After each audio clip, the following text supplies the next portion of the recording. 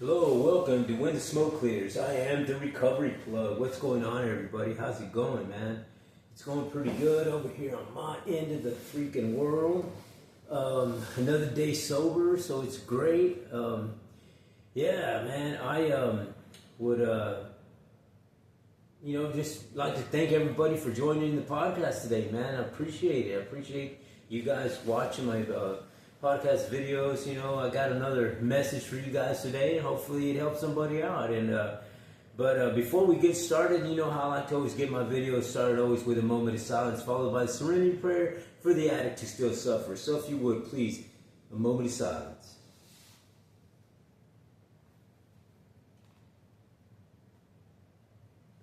God, grant me the serenity to accept the things I cannot change, courage to change the things I can, and wisdom to know the difference. Alrighty. Well, let's get started. Well, man, I've been doing quite a bit of reading. I've mentioned this before. I got a stack of books that it's almost addicting. You know what I mean? For a person like myself who is an addict, I was my DOC was meth, and at one point, and then cocaine at another, and drinking alcohol at another, and so I have that addictive mentality, right? So I got that disease, and so having a disease like that, you also get addicted to other things. You know what I mean? So one of the other things that once I get started, it's hard to stop. Is I like exercising, and another thing that I just picked up was I've been doing a lot of reading here of late, and man, it's just like you can't stop. You know what I mean? It's like you read. I read something, and then I keep I just don't want to stop reading it. It's almost like another thing I do is I'm watching a couple of series on Netflix, and man, you just want to keep going and going and going. You know what I mean? Hopefully they don't stop making the series, right? So that's just part of the personality. You know what I mean? And when you have a personality like that, and you know that you have that addictive mindset, that disease is it's good to know that you have it and know when to replace bad addictive behaviors with good behaviors. You know what I mean? Because it's, replacing a meth pipe and putting a book in its place is heck of a lot better. You know what I mean? I'm going to get a whole lot more out of reading that book than I am out of that, little bitty freaking glass pipe, man. I know that. And so I was reading this book, and it just, some of the stuff that I read, and it just kind of caught me. It kind of really resonated with me in my journey of in my recovery journey. And I was reading this book that had was talking about suffering, talking about bad things happening to you, and how you how it's easy to stay stuck in that negative energy. You know what I mean? And I know for myself personally that it was a struggle. It was a struggle throughout my life to deal with negative vibes and just different things that life threw at me. And when I was deep in the addiction, there was always an excuse for me to stay bound down. And it wasn't until I literally sat in this quiet place with myself in this meditative state and just thought about my suffering at that particular time. And when you sit there and analyze your quote unquote suffering, quote unquote, when I say suffering, I mean, when I'm saying suffering is replacing anything that's keeping you bound down. And it could be being in a bad relationship, or it could be being addicted to drugs, drinking too much, whatever the case is, whatever that's bounding you down. When you sit down and analyze, yourself and your situation, you're going to find out that the answer to relieving that suffering that you're going through is going to come out of the suffering. And what I mean by that is, if you dissect your suffering, the answer to you not suffering is going to be in there. In other words, if I dissect the fact that I'm a drug addict and I can't keep from doing meth, and when I sat down to analyze that and realize that, okay, what is this stuff doing to me? And okay, I know that it's messing my body up.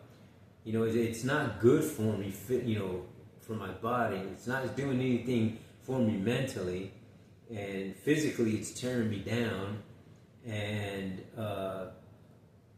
it's keeping me from moving forward in my life. It has allowed me to lose a heck of a lot, and I know that this little glass pipe and the stuff that's in it that I'm inhaling is the root cause of why I'm going through what I'm going through. Now, I could keep dissecting that and say, well, it's a little bit more than that. Now I know that, okay, why am I doing this? Why am I sitting here, in this state where I can't put it down anymore?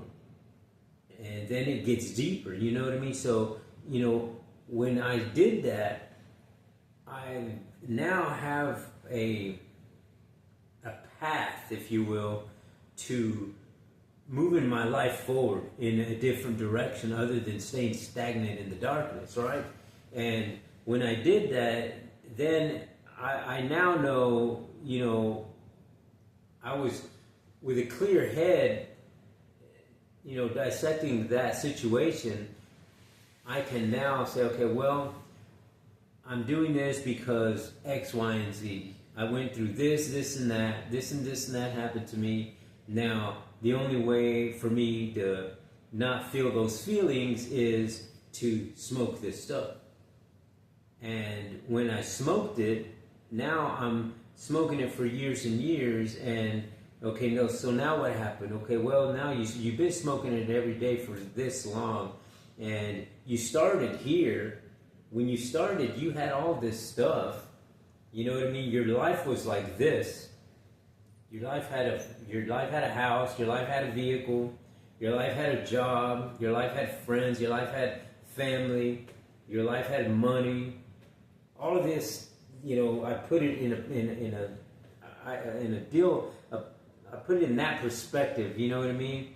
Okay, and then I said, okay, when in the forward, X amount of years forward, now I'm sitting here still with the common denominator in the, little glass pipe with the meth in it, and except now I don't have any of that other stuff.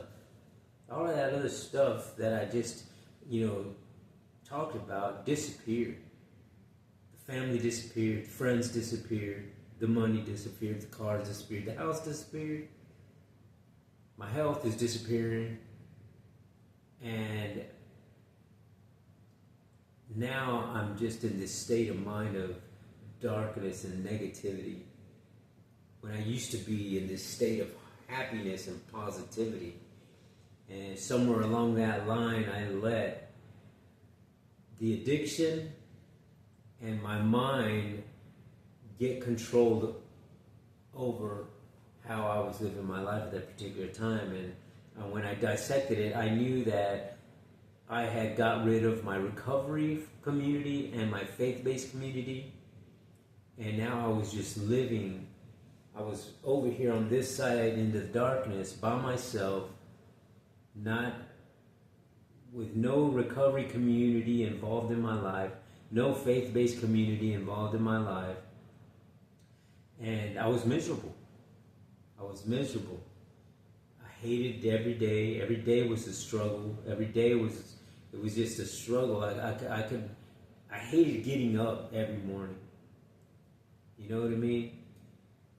And knowing that I had to go through all these motions just to maintain myself, you know, to not really go in this deeper, dark realm. You know, I was a good actor in a sense, and I didn't let nobody into my feelings, into how I was feeling inside, mentally, physically, and you know, until I started looking at the suffering and dissecting it like that, was when I realized, okay, dude, we're gonna have to fix this. This is something that's gonna have to be fixed if you want to move along in your life in a positive and, you know, spiritual and successful way. You know, and all of the things that you're doing right now something's gonna have to give. You know what I mean? Because I didn't want to give up everything. So I had to start a little bit by a little bit, getting rid of things that were, you know, holding me back. And by the grace of God, I am I'm living proof, if you will, of someone who was in the addiction, in the depression, into the mental, you know, ups and downs of being happy, being sad, being mad. A person who was dealing with PTSDs, who was dealing with childhood traumatic experiences, who's dealing with the addiction of drugs, and just it was a full 360-degree change that I had to do. And by the grace of God today, man, I'm not on the streets anymore. You know what I mean? I'm not, you know, living in the tents out throughout the city. I'm not living under the bridges. I'm not living in French garages. I'm not living in the motels, going from one motel to the next. I'm not doing any of that. Today, I'm in my own place. You know, I got a roof over my head. I got food in my fridge. You know, I got, you know, I don't got a lot, but I got the necessities to keep me moving forward and to keeping me in this positive realm and keeping me in this world of recovery and spirituality, and it's just amazing. And you know, this past weekend, just to give you an example, I spent all weekend, man, Friday, Saturday, Sunday, and Monday, since it was a holiday, all those 4 days with my grandson. And man, it was just a blast. You know, we sat around playing guitars, we sat around playing, you know, video games. We went out and shot basketball. We, you know, went out to the skateboard park, and, you know, we just sat down and watched movies. I mean, it was just, you know, when I was in the world of addiction, man, I would have never been, there's no way I would have been doing that. You know what I mean? Every time I would go visit family, I could remember vividly just thinking about, you know, okay, I'm just going to get this hour over with and I can go back. You know what I mean? It's like I couldn't wait. Even though I didn't want it, I hated it. You know what I mean? I don't know if you understand where I'm coming from, but there was a point in my addiction where I hated getting high. I hated it. But it was just like I had to go back to do it. It's just, this is the disease, you know what I mean? It's cunning and baffling, and it talks you into everything and anything. And I'm just grateful by the grace of God that I'm able now to recognize those red flags and put these positive things in place of all the negativity and it's leading my life in a different direction, and I'm grateful for that. You know what I mean? Spending a weekend like that with your grandson is just, for me, it was happy. I was excited, and for him, learning new things, and I'm showing him how to work out, and I'm showing him, a little bit of this and a little bit of that, and he's enjoying it. You know what I mean? And he's like, he calls me Popo, and he's like, Popo, when can I come back? And I'm like, dude, you can come back whenever you want. You know what I mean? Just my house is your house, dude. So it's like if your mom lets you come back, on the weekend, and you come back the whole weekend, I don't care. I'll be here waiting. And it's just amazing. You know what I mean? To be able to sit there and he's explaining to me games that he's playing, and then we're talking about music, and he's letting me know what kind of songs he likes, and he likes these rap songs, and then a couple of these Spanish songs, and then we're trying to play them on the guitars, and it's just, that's, memorable times, you know what I mean? And when I was in the darkness, there's no way I would be doing that, you know what I mean? My memorable times would be trying to do a lick to go get some more shit, you know what I mean? And I'm just, I'm grateful, man. I really am that I'm able to share my story, and hopefully that this, open somebody's eyes watching the video, you know what I mean? That, you're not alone, man. Everybody goes through struggles. But if you sit there and dissect your suffering, my brothers and sisters, and dissect where it is, because you know what's making you miserable. You know what makes you miserable. You know what I mean? And you know that, if you do this or if you do that, where it's going to lead you.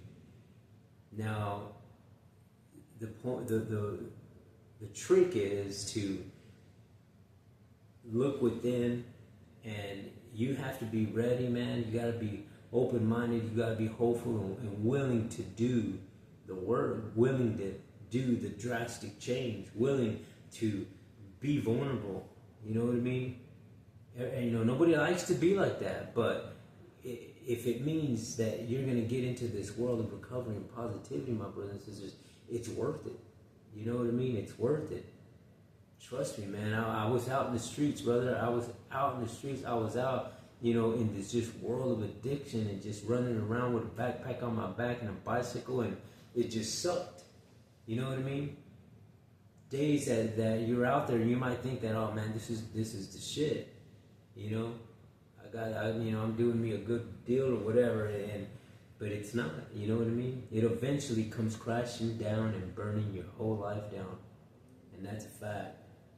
And I'm just grateful that I'm able to share the message with somebody, because that's why I do my video podcast, to share the things that have helped me along the way to get to where I'm at today, and maybe that it'll help somebody else, because I know somebody's story helped me get to where I'm at, and I just want to share the message, and hopefully this helps somebody out, and so if you're suffering, if you're in the world of addiction, if you're in the world of thinking suicide, or just being depressed, or just being angry at the world, just know that if you dissect your suffering and look deep into that, and what it is that makes you, feel that way, well then that's what we've got to fix. That's what you got to fix within you. And know that you can't do it alone.